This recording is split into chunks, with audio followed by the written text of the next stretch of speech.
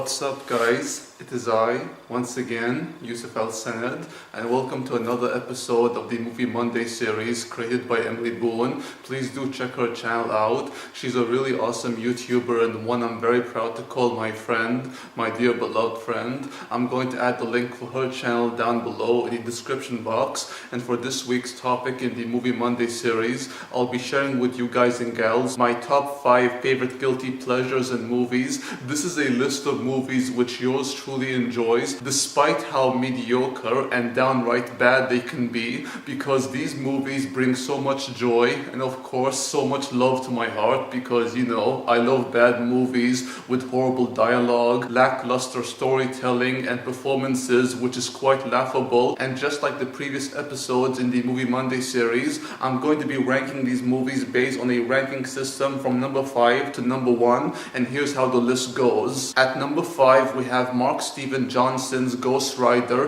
the first Ghost Rider movie with Nicolas Cage, Nicky Cage, my boy, and Nicky Cage in this movie, guys, as Johnny Blaze, the charismatic, wild, rambunctious ladies' man. He is played so horribly by my man Nicky Cage, because Nicolas Cage is so boring in this movie. He looks like in every scene he's about to fall asleep, and honestly guys, watching him, I felt I was going to sleep at some point, but watching him in this film alongside other actors, it was so much fun to watch, because this movie is quite horrible, but it's a horrible film yours truly enjoys. The best part by far in this movie is Peter Fonda as Satan, the devil himself, and he is so cool, so awesome, and he's enjoying his role as the devil himself, Satan, and Peter Fonda just oozes charisma. I mean, this guy was Captain America in Easy Rider alongside Dennis Hopper and Jack Nicholson, so it's no surprise Peter Fonda would steal the show in this movie, and he is so cool, guys. I felt I was gonna fall in love with him. That's how cool Peter Fonda is in this movie,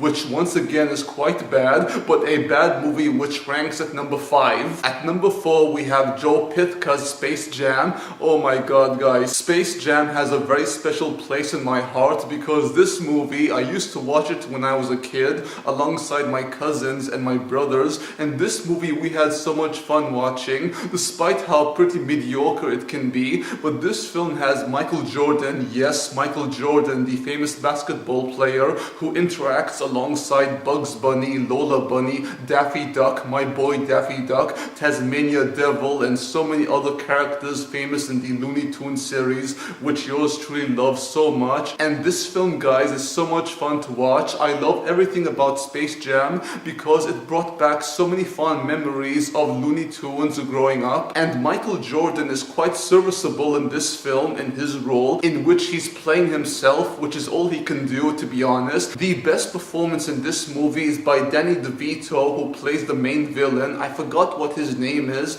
but he is so cool, so evil, and so slimy, but Danny DeVito is friggin' awesome. And this film, guys, ranks at number 4 because this movie, once again, has a very special place in my heart, and Space Jam will always be awesome. This pick on my list is quite different, but at number 3 we have Silent Hill, Christoph Gans' Silent Hill, which is the live-action adaptation of the video game of the same name, the survival horror video game Silent Hill, which yours truly loves beyond anything else in this world in terms of video game. And this film, guys, while it's not exactly Silent Hill the video game or Silent Hill 2, the best of the Silent Hill series, this movie does have some elements of those games from Silent Hill 1 to Silent Hill 3. Some of those elements includes the monster design or the creature design in this film. All of those creatures are quite scary and quite creepy. The best one by far is Pyramid Head. Pyramid Head, who's shown in this movie, and he is so cool, guys. Pyramid Head is one of the best parts in this film, which is not saying much, but this film does its job as a Silent Hill adaptation of the video game. Australian actress Radha Mitchell and Laurie Holden do a great job in their roles, and this film, guys, while not perfect, ranks at number 3 because this movie is the best video game adaptation of any video games in my personal opinion, and it's one yours truly loves so much. At number 2 we have Chris Columbus' Bicentennial Man.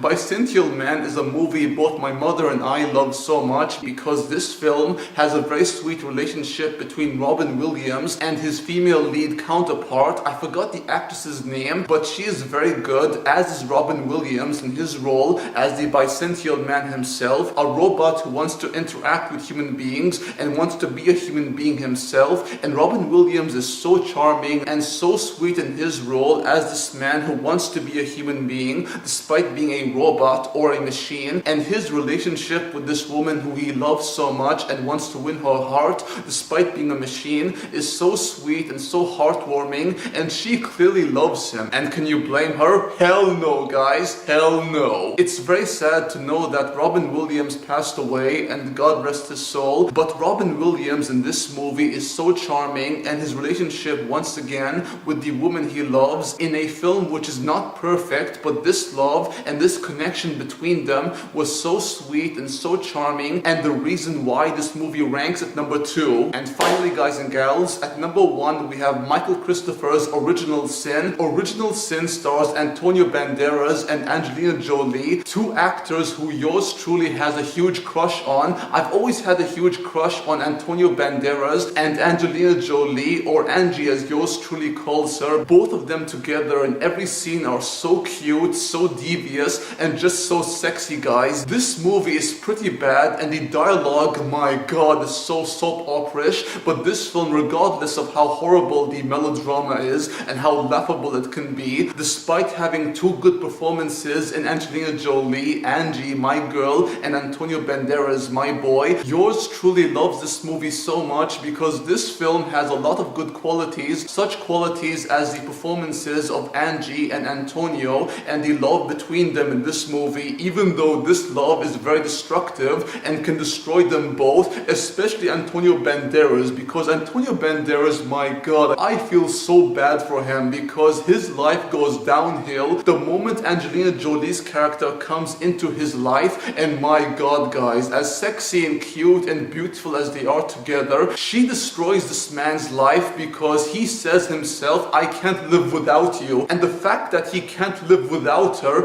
a woman who hurt him so many times despite actually loving him and not using him for her own personal gain, it's quite sad and quite tragic, to be honest, because I felt so much for him, and a part of yours truly relates to him because Antonio Banderas, seeing him on the street going from a handsome man who is clean shaved and hair is tucked back or combed back, dressed in expensive suit, going from that to becoming a man on the street who has a thick beard, long hair which he does not comb, his clothes are very messed up, and every time a woman sees him as opposed to how he once was, they are so repulsed by him and want nothing to do with him. And to be honest, guys, I don't blame them because love can not only heal you, it can destroy you in ways you cannot imagine, and it sure as hell destroyed Antonio Banderas. And despite that, I can't help but fall in love with Angelina Jolie's character. She is so radiant and so devious, yet so sexy and so charming, much like Antonio Banderas. This relationship is so destructive and so passionate, so raw and so sexy. Everything about this movie, as flawed as it may be, yours truly loves so much because this film